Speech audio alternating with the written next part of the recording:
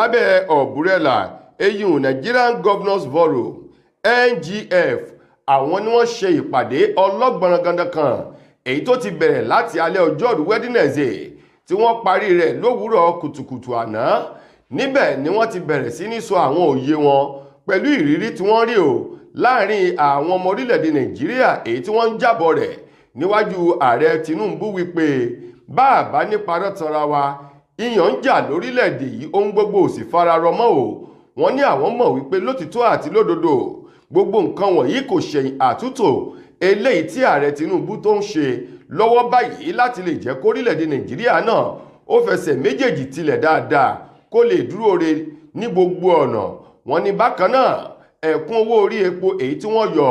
ó tún jẹ́ okùnfà nǹkan tó fà á tí nǹkan ò fara rọ mọ́ tí eku òkè bí eku tí ẹyẹ òkè bí ẹyẹ tí èèyàn sì fọhùn dáadáa mọ́ o látàrí ebi.